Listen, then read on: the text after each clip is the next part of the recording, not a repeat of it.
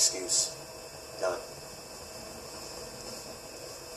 I'm not looking for one. You should have been here. You were wrong. By whose standards? By the common sense standards of right and wrong. Spare me. Not even a phone call. I told Jerry to tell you why I wasn't coming.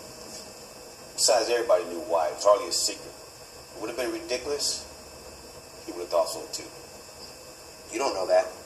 We hadn't spoken in years. He didn't have any use for me any more than I had for him. So far as I was concerned, he was a bastard, and I still feel that way, and I don't care. Hey, careful. You expect me to feel guilty? No, respect. What a joke. He was your father. In name only, nothing else. We had no other connection. He was damn glad to get me out of his life, and the feeling was mutual. Besides, what the hell do you know? I've been here, close to the situation. I saw what Ellen went through. Your father had needed you here at the end, too. Jerry was here. That doesn't get you off the hook. I didn't know I was on one. Oh, you independent little bastard. You just don't give a damn about anybody but yourself, do you? No matter how it affects others. This isn't an issue about your father. He wouldn't have even known you were here. He was in a coma days before he died. I'm talking about Elaine and Jerry. This is a matter of family, about being together when the chips are down. You know? You don't know shit, you know that? Hey, watch it. You married my sister. He moved in here. You got the old man's confidence, and you took over the business, and all of a sudden you know all about my life. Hey, shut up. You weren't raised here. You have no idea how brutal the bastard was, how smart, corrupt, petty, and mean he was. You want to see that anyhow, because you're a lot like him. Now, listen here, Ross. Shut up. You have it coming? You and your preaching and ass-kissing and self-righteous posturing, man, you don't know crap. All you know is how to use people, read the bottom line, and when it's time to trade your caddy. Oh, goddamn me.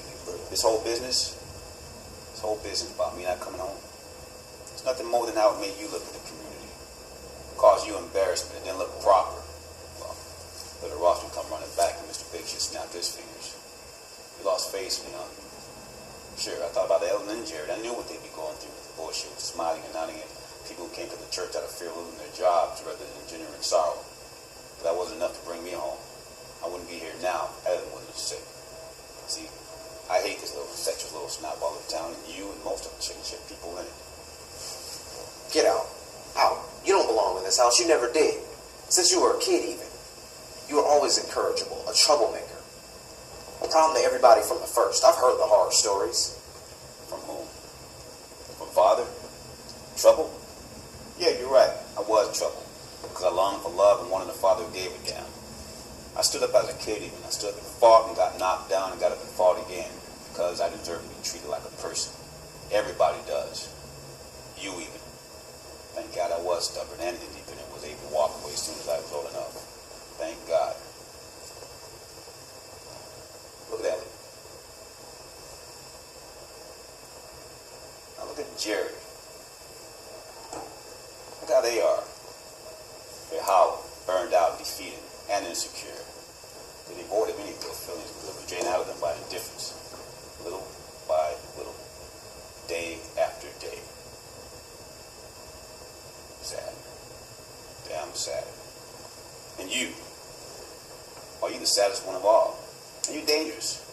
Because you'll ruin others. Thank heavens you never have had kids. I mean, people like you shouldn't be allowed to have children. Ever. I mean, society should pass a law that unfeeling son of guns, like you, should be castrated.